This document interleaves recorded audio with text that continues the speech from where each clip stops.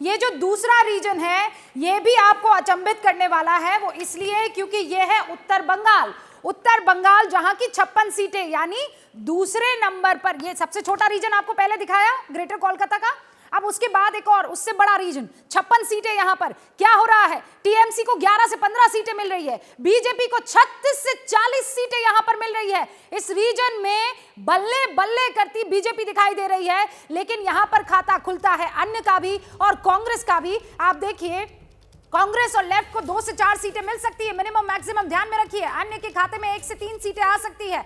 अब जरा आगे बढ़िए, उत्तर बंगाल के बाद दक्षिण पूर्व जिसकी 84 सीटें, सेकेंड लास्ट बड़ा रीजन है ये दक्षिण पूर्व का। टीएमसी को 55 से 59 सीटें। आगे इस वाले रीजन में बीजेपी में देखिए 15 से 19 सीटें बीजेपी के खाते में। कांग्रेस और लेफ्ट 8 से 12 सीटें यहां पर ला सकती है और अन्य के खाते में यहां पर कुछ भी नहीं। 2-1 का स्कोर है। अभी आपने ध्यान दिया ना, मैंने 3 रीजन बताए हैं। 2 रीजन में इस वक्त आप देखिए वो पार्टी आगे जिसके बारे में सोचा नहीं जा रहा था। भावेश जल्दी से क्विक रिएक्शन। देखिए, इसमें जो नॉर्थ रीजन है इसमें बीजेपी 2019 में भी बहुत अच्छा परफॉर्म की थी और उसका बड़ा रीजन है ये जो पूरा इलाका है उसमें ये इनका गढ़ रहा है, जो ओबीसी फैक्टर बहुत बड़ा इंपॉर्टेंट है यहाँ पे।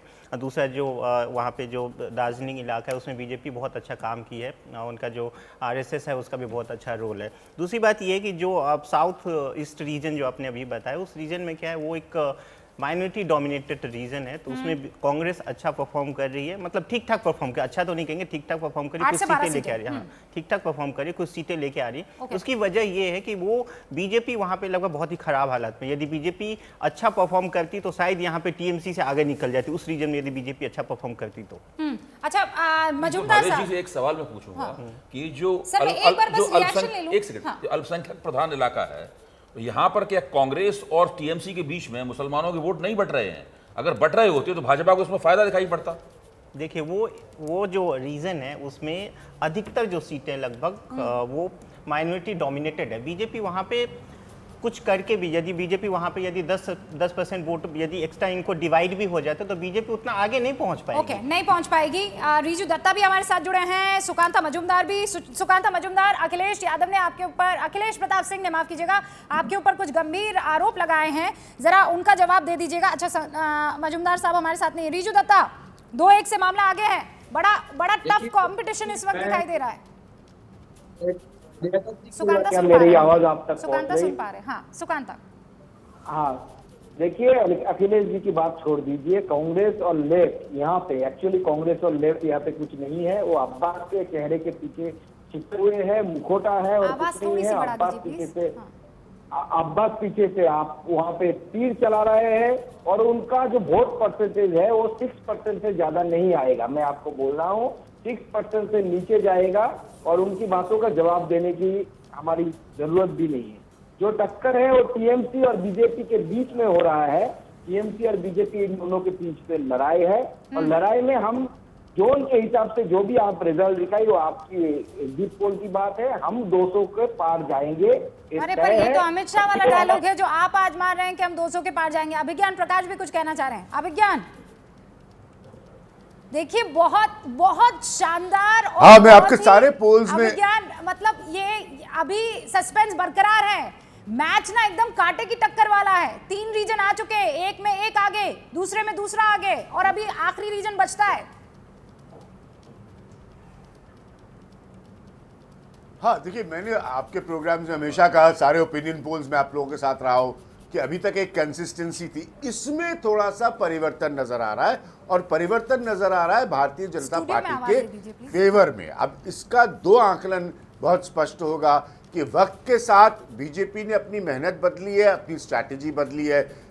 इंटरेस्टिंग मेरे लिए अभी तक के जो आपने आंकड़े बताए हैं उसमें सबसे ज़्यादा महत्वपूर्ण है, जैसे अभय दुबे कह रहे थे कि क्या भद्रलोक जो है अब अलग नज़रिए से बीजेपी को देख रहा है, क्योंकि अर्बन एरियाज में बीजेपी पिछले 3 पोल्स में कहीं भी दमदारी से नहीं नजर आ रही थी। इसमें पहला इंडिकेटर आया है, पहला संकेत आया है कि हाँ, बीजेपी शहरी इलाकों में, और बीजेपी हमेशा शहरी इलाकों में अच्छा करती है, ये उसका ट्रैक रिकॉर्ड है 2014 से ही, अगर हम सिर्फ आकलन करें तो शहरी बंगाल के इलाकों में बीजेपी ने अपने को जिस पोजीशन में पहले थी वहां से रिकवर किया है। तो इसके बाकी रीजन्स भी हम देखेंगे, लेकिन अभी तक मेरे हिसाब से ये बड़ा फैक्टर मुझे नजर आ रहा है जो आंकड़े रूबिका अभी तक आपने दिए उसके हिसाब से। देखिए, अभी ये समझना बहुत जरूरी है, जो मैं दक्षिण पश्चिम की सीटें अभी लेने वाली हूँ और दर्शकों को दिखाने वाली हूँ, वो सबसे बड़ा रीजन है, 119 सीटों वाला रीजन है। बहुत कुछ उस पर भी निर्भर करता है। रीजू हमारे साथ जुड़ चुके हैं। रीजू जी, अब तक के मैच में ये जो दिखाई दे रहा है ओपिनियन पोल में, 2-1 से टीएमसी आगे दिख रही है, क्योंकि पहले ये हो रहा था कि कभी आप आगे कभी बीजेपी आगे, लेकिन 98 सीटों के साथ मैं मैक्सिमम अगर ज्वाइन कर लेती हूँ इन 3 रीजन के, तो 98 टीएमसी को मिल रहे हैं और 76 बीजेपी को। देखिए रूबिका जी, इसमें सबसे अहम बात यह है कि मैंने तो अभी आपका पूरा ओपिनियन पोल आएगा, बट आप उसमें भी देख लीजिएगा 2016, 2018, 2019 और अभी 21 में भी हमारा जो वोट शेयर परसेंटेज है वो 43, 44, 45% के बीच में हमेशा रहता है।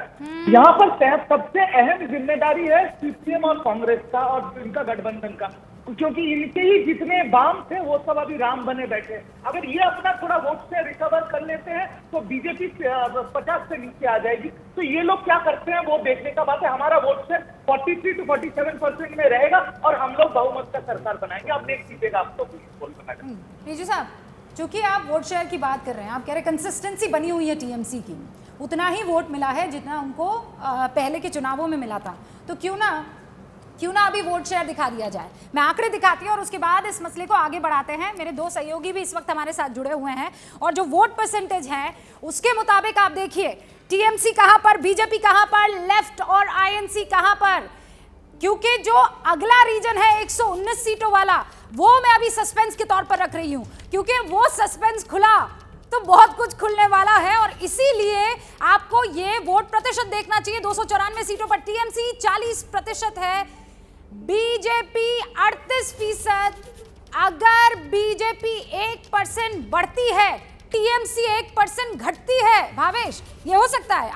अगर इसमें जरा भी ऊपर नीचे होता है तो दोनों बराबर हो जाएंगे। कांग्रेस लेफ्ट 16% पर और अन्य 6%। इस पर आप देखिए खेला कहां होगा, ये सबसे बड़ा सवाल है, क्योंकि ये बड़ा सवाल इसलिए बन जाता है, बहुत कांटे की टक्कर है। आपने देखा ना 40-37, तो एक अगर परसेंट घटाता है और दूसरा परसेंट अपना बढ़ाता है तो क्या हो जाएगा, ये रहा, ये कुछ होगा।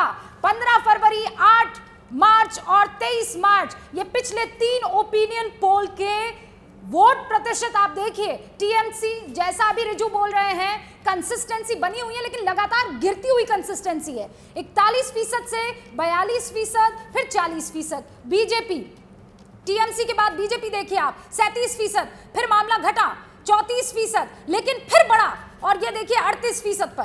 कांग्रेस और लेफ्ट देखिए आप 17% से शुरुआत होती है और मार्च के महीने में जब ओपिनियन पोल होता है तो देखिए 20% तक चला जाता है मामला। यही वो टाइम था जब हम इसका जिक्र कर रहे थे कि +6 हो रहा है। ये अचंभित करने वाली बात थी और फिर 23 मार्च आते आते 16% अन्य के खाते में आपको दिखाई दे रहा है, लेकिन कंसिस्टेंसी इतनी क्लोज है कि कुछ भी हो सकता है। अब जरा ये जो प्लेट है वो देखिए, पिछले चुनावों से वोट प्रतिशत की अगर मैं तुलना करूं तो आज का वोट प्रतिशत सर्वे ये बताता है कि टीएमसी को 40%, 2016 विधानसभा में ये था 45% और 2019 के जो लोकसभा हुए थे उसमें ये 43% था। नीचे बीजेपी की तरफ आइए, 38% आज का सर्वे कहता है, लेकिन 2016 में देखिए आप तब्दीली देखिए 10% और अब 2019 लोकसभा को देखें तो 40%। लेफ्ट और कांग्रेस भी आपके सामने हैं।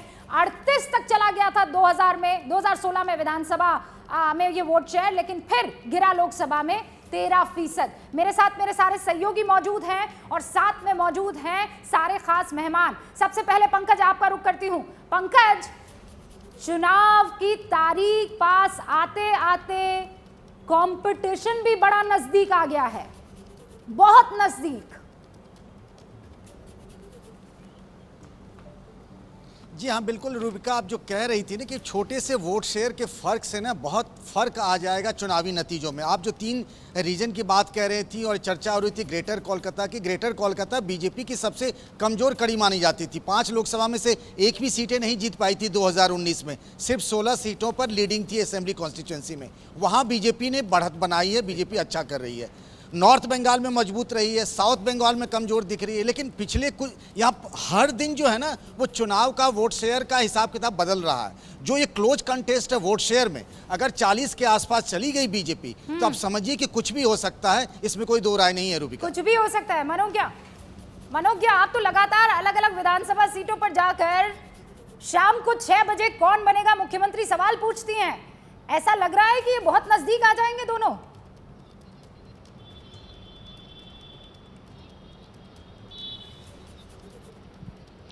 देखिए रूबिका, मेरा जो एक्सपीरियंस रहा है बंगाल से, खास तौर से पिछले 2 दशकों में मैं एक चीज देखी है, जैसे ही रूट मार्च शुरू होता है केंद्रीय फोर्सेस का, लोग बोलना शुरू करते हैं।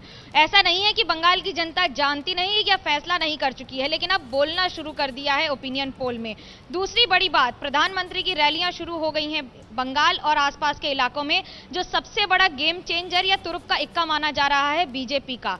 तीसरी बड़ी बात, पहला सर्वे 8 मार्च और जो तीसरा सर्वे अभी आया है दूसरे और तीसरे में 10 मार्च को ममता बनर्जी को चोट लगी थी। उसके बाद ये लग रहा था कि वोट परसेंटेज बढ़ेगा, लेकिन जैसे ही चुनाव आयोग ने उसकी पुष्टि कर दी कि ये हमला नहीं बल्कि गलती थी, आप देखिए वोटिंग परसेंटेज कम हो गया है। ये बड़े मुद्दे हैं और बंगाल में जो अर्बन सीट है वो बीजेपी की नहीं है, ना उनके फेवर की है, और वो बखूबी जानते हैं बंगाल में वही राज करेगा जिसने बंगाल के गांव पर यानी कि रूरल बंगाल पर अपना कब्जा कर लिया। और बीजेपी ये जानती है कि उत्तर बंगाल से लेकर दक्षिण बंगाल तक आने तक का सफर भले ही थोड़ा लंबा हो, 2 वर्ष का हो, लेकिन इसे पूरी तरह से तय करना और सफलता के अंजाम तक पहुंचाना जरूरी होगा। आप देखिएगा रार बंग के आंकड़े यानी कि तीसरे जो आप दिखाएंगी अभी, मुझे पूरा भरोसा है कि वो और ज्यादा चौंकाने वाले होंगे, क्योंकि वो सारे गरीब इलाके हैं जहां पर इन सारी स्कीम्स का बहुत बड़ा असर पड़ेगा। बनाया हुआ है। सब ये पूछने लगे हैं कि रूबिका जी ये क्या बात हुई, आपने आखिरी रीजन कैसे छोड़ दिया। मैंने कहा रुकिए भाई, अभी इंतजार कीजिए, आएगा वो चैप्टर भी खुलेगा। लेकिन भावेश कुछ कहना चाह रहे, खेला हो गए। देखिए एक चीज़ है जो आप अभी पूछ रही थी मुझसे, यदि 1% बीजेपी की ऊपर नीचे होती तो क्या होगा। देखिए बीजेपी अभी लगभग 38% पे, टीएमसी 40% पे। बीजेपी यदि 1% सीट कोलकाता रीजन या साउथ वेस्ट में या फिर नॉर्थ में यदि 1% बढ़ती है तो बीजेपी को उसका बड़ा फायदा दिखेगा जो आगे सीट, क्योंकि हम अभी सीट नहीं बता सकते क्योंकि आपने फाइनल जो है आंकड़ा बताया नहीं है। लेकिन यदि वही बीजेपी 1 या 2% या 3% भी वो यदि 1 या 2% या 3% भी यदि साउथ ईस्ट रीजन से बीजेपी को बढ़ते तो शायद बीजेपी के लिए वो अच्छी खबर नहीं हो। ओके रीजू, क्या मैं ये सवाल आपसे पूछ सकती हूँ कि क्या आंकड़े आपको नर्वस कर सकते हैं या नर्वस कर रहे हैं? देखिए रूबिका जी, ये तो ओपिनियन पोल है, चलिए एग्जिट पोल तक देखेंगे क्या होता है। बट मैं एक चीज बोलूंगा, यहाँ पर 2 और परसेंटेज आपको कैलकुलेट करना है। एक है महिला का 49% वोट, और महिला वोट, महिलाओं का जो सम्मान जो इज्जत बंगाल में मिलता है, और एकमात्र महिला प्रधानमंत्री है पूरे, महिला मुख्यमंत्री है पूरे भारतवर्ष में, तो महिला वोट सपना तो मुझसे निकला ना रीजू जी, एकमात्र महिला प्रधानमंत्री। मुझे तो खुशी होगी सर, हाँ, सपना तो निकला ना, कोई बात नहीं है तो सपना। और आपको पता है कि बीजेपी जैसे इन्वेस्टेड है बंगाल में, अगर बंगाल में वो हार जाते तो 2024 में तो कौन फेस होगा वो आपको भी पता है, मुझे भी पता है। तो वो बात आप कह रहे हैं कि महिला ममता बनर्जी की ताकत है, लेकिन जब आप महिलाओं का जिक्र करते, मैं बार बार जब पश्चिम बंगाल के ऊपर डिस्कशन होता है, मैं उस बुजुर्ग महिला को तो नहीं भूल पाती हूँ जिसका चेहरा बहुतों के आंखों के सामने आ जाता होगा जब वो चर्चा करते होंगे महिला सुरक्षा के बारे में।